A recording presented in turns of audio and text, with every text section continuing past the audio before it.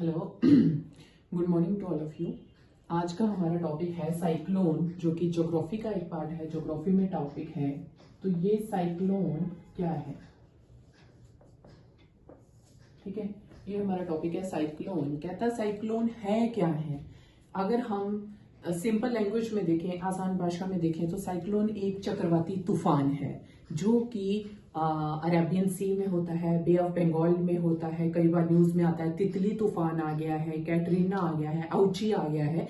ये सब साइक्लोन है, चक्रवाती तूफान है जो कि बे ऑफ बंगाल और अरेबियन सी में होते हैं। एक्चुअली ये साइक्लोन है क्या है, बोलते हैं कि साइक्लोन को समझने के लिए हम इसको दो पार्ट में डिवाइड कर देते हैं, tropical cyclone and the temperate cyclone. Tropical cyclone थोड़ा ज्यादा कवर करता है और टेम्परेट साइक्लोन थोड़ा छोटा टॉपिक है। तो साइक्लोन को हम दो पार्ट में डिवाइड कर देते हैं, ट्रॉपिकल साइक्लोन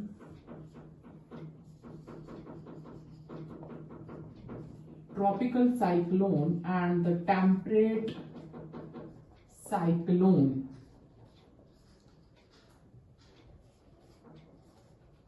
ठीक है, cyclone, tropical cyclone and the temperate cyclone.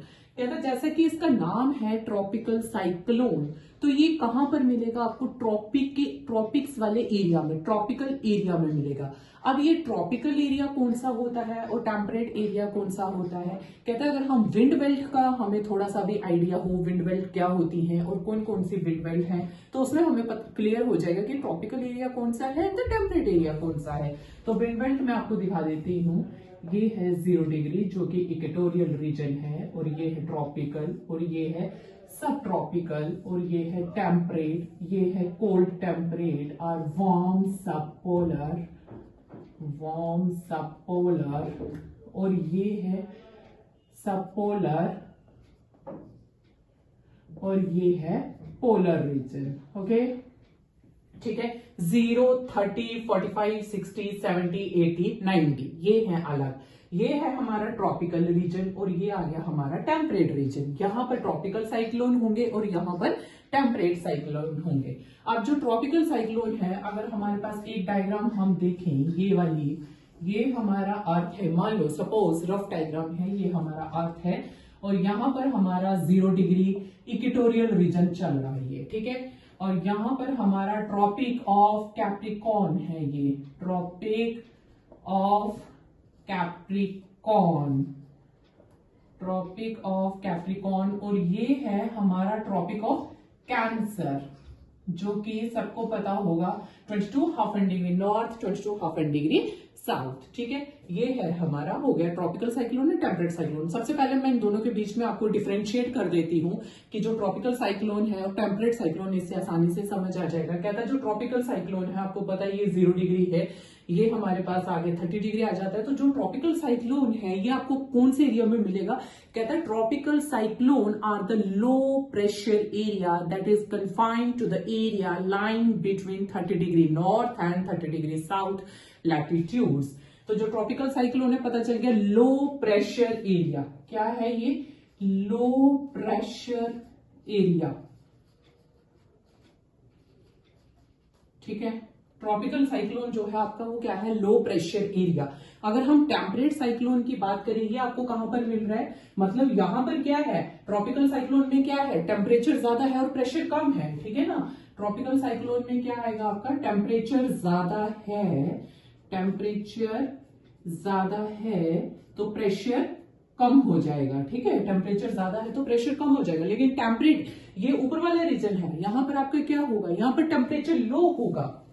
ठीक है, यहां पर आपका क्या होगा, जो टेम्परेचर है वो लो होगा, तो जिसकी वजह से प्रेशर ज्यादा होगा। यहां पर प्रेशर, समझ आ गई, यहां पर प्रेशर ज्यादा है, यहाँ पर सॉरी प्रेशर कम है और यहाँ पर प्रेशर ज्यादा है, ये वाला रीजन है।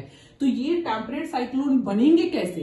कहता है यहां से नीचे से वार्म एयर जा रही है। ठीक है, यहां से कौन सी जा रही है, वार्म एयर जा रही है, ऊपर से कोल्ड एयर आ रही है।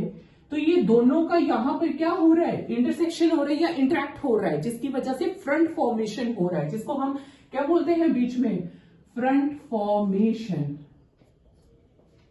FRONT, छोटा छोटा दिख सकता है ये इसमें क्योंकि ऑफलाइन क्लास नहीं है, तो ये फ्रंट फॉर्मेशन हो रही है। यहां पर क्या हो गया, फ्रंटल फॉर्मेशन, फ्रंट की वजह से बनता है, और ये जो है यहाँ पर एब्सेंस ऑफ फ्रंट है, यहाँ पर फ्रंट फॉर्मेशन नहीं होगा।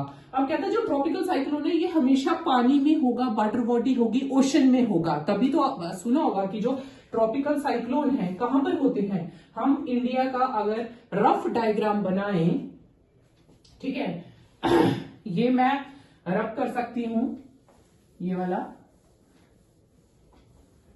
कहता अगर हम इंडिया का रफ डायग्राम बनाएं,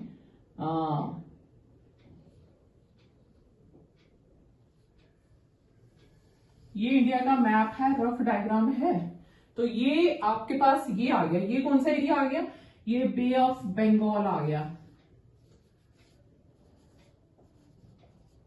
बे ऑफ बंगाल, और ये अरेबियन सी आ गया आपके पास, ठीक है ना। तो यहां हम बात कर रहे थे ना, आपको ट्रॉपिकल साइक्लोन यहीं पर मिलेंगे, ये बे ऑफ बंगाल है, यहाँ पर तमिलनाडु आ जाएगा, यहाँ पर आंध्रा आ जाएगा आपका, धीरे धीरे ऐसे सारा आएगा, तो यहीं से ट्रॉपिकल साइक्लोन बनते हैं। ये हमेशा कहां पर होंगे, समुद्र में होंगे, ओशंस में होंगे, वाटर बॉडी में होंगे, बिना वाटर बॉडी के ये नहीं होते हैं। लेकिन टेम्परेट साइक्लोन आपके वाटर बॉडी में भी होंगे, मतलब कि ओशंस में भी होंगे और लैंड में भी होंगे, ठीक है।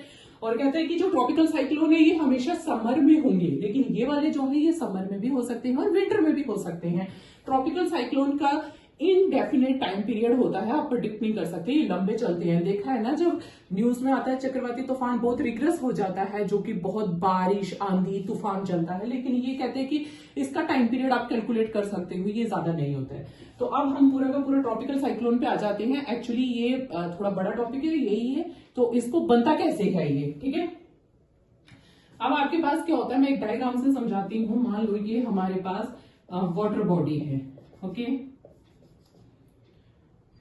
ये हमारे पास ओशन वगैरह कुछ भी है, वाटर बॉडी है, थोड़ा सा रब कर लूं मैं,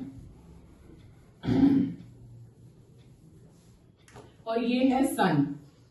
यहां से कंटिन्यूस हीट आ रही है आपके पास, यहां से कंटिन्यूस हीट आ रही है जिससे पानी गर्म हो गया ये, और ये फिनोमेना चलेगा बहुत लंबे समय तक चलता रहता है, लगभग मान लो 1 महीने तक चल रहा है, ठीक है।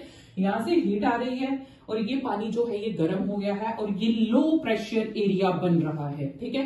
पानी गर्म हो गया, टेम्परेचर ज्यादा है, लो प्रेशर बन गया है और लो प्रेशर एरिया बन गया। अब क्या होगा, यहाँ पर वार्म और मॉइस्ट एयर, जब भी जो कोल्ड एयर होती है वो ड्राई होती है, लेकिन जो वार्म एयर होती है वो मॉइस्चर कैरी करती है, तो ये वार्म प्लस मॉइस्ट एयर आएगी, जो कि ट्रॉपिकल साइक्लोन की फॉर्मेशन के लिए फैक्टर्स रिस्पॉन्सिबल हैं, ठीक है। अब यहां पर कहता क्या हो रहा है, ये कंटिन्यूस क्लाउड फॉर्मेशन हो रही है। कैसे हो रही है, क्योंकि ये वाटर वेपर ऐसे ऐसे जा रहे हैं, ये वाटर वेपर जा रहे हैं, ये गैसियस फॉर्म में थे और लिक्विड में चेंज हो रही है, कंडेंसेशन प्रोसेस हो रहा है, ये क्लाउड फॉर्मेशन हो रही है। पूरा प्रोसेस समझ आ गया।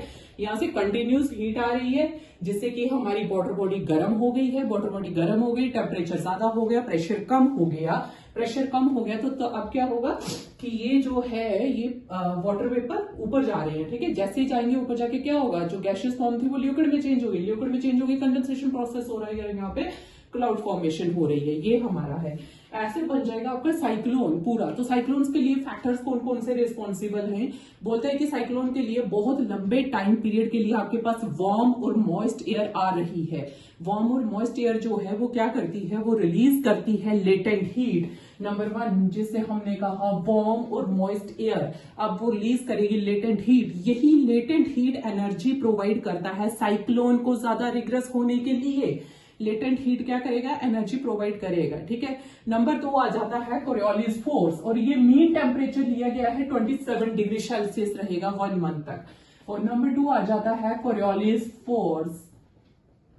कोरियोलिस फोर्स, अब कहते हैं कोरियोलिस फोर्स क्या चीज है, Coriolis force is caused by the rotation of the earth. तो कोरियोलिस फोर्स क्या होता है? अब अगर हमने पहले ही कहा कि जो ट्रॉपिकल साइक्लोन है ये 0 डिग्री पे नहीं होते हैं, बियॉन्ड 0 to 8 डिग्री नॉर्थ और साउथ। तो फिर आप समझ आ गए ना ट्रॉपिकल साइक्लोन इक्वेटोरियल पे क्यों नहीं होंगे, क्योंकि वहां पे 0 डिग्री पे कोरियोलिस फोर्स 0 हो जाएगी, जिसकी वजह से जो विंड है वो डिफ्लेक्ट नहीं हो पाती है, क्योंकि फैरेल्स लॉ के अकॉर्डिंग जब कोई भी विंड आ रही है वो डिफ्लेक्ट हो जाती है नॉर्दर्न हेमिस्फीयर में टूवर्ड्स राइट साइड। वो तो चलो कॉम्प्लेक्स है, आपको यही याद रखना है। कोरियोलिस फोर्स लग गई, Coriolis force is caused by the rotation of the earth, और जो कोरियोलिस फोर्स है वो 0 डिग्री पे 0 हो जाएगी और मैक्सिमम पोलर रीजन पे हो जाएगी, ठीक है। मैक्सिमम कहां पे हो जाएगी? पोल्स। तो कोरियोलिस फोर्स लग गया। अब जो साइक्लोन है वो नॉर्दर्न हेमिस्फीयर में एंटी क्लॉकवाइज होगा, और जो ये है टेम्परेट साइक्लोन, तो अब सदर्न हेमिस्फीयर में क्या हो जाएगा? क्लॉकवाइज। तो इसके अपोजिट टेम्परेट साइक्लोन, जिसको हम एक्स्ट्रा ट्रॉपिकल साइक्लोन भी बोलते हैं, ये इसका उल्टा हो जाएगा, ठीक है।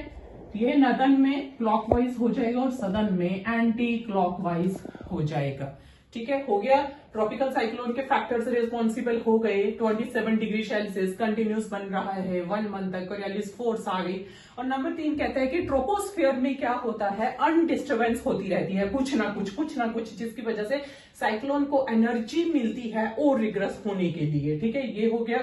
अब आपको पता चल गया कोरियोलिस इसको साइक्लोन को एनर्जी प्रोवाइड करती है लेटेंट हीट, जो कि मैं बता चुकी हूँ लेटेंट हीट कहां से प्रोवाइड हो रही है, ये हो गया। अब कहता है जब साइक्लोन चलता जा रहा है, रिग्रेस होता जा रहा है, तो एक दिन क्या होगा कि जो साइक्लोन है वो लैंडफॉल भी होगा। ऐसा थोड़ी है कि इंडेफिनेट टाइम पीरियड के लिए हो जाएगा। तो जो साइक्लोन है वो लैंडफॉल भी होगा, मतलब साइक्लोन का अब डाई हो जाएगा, जिसको हम क्या बोलते हैं? Landfall of the cyclone. क्या है?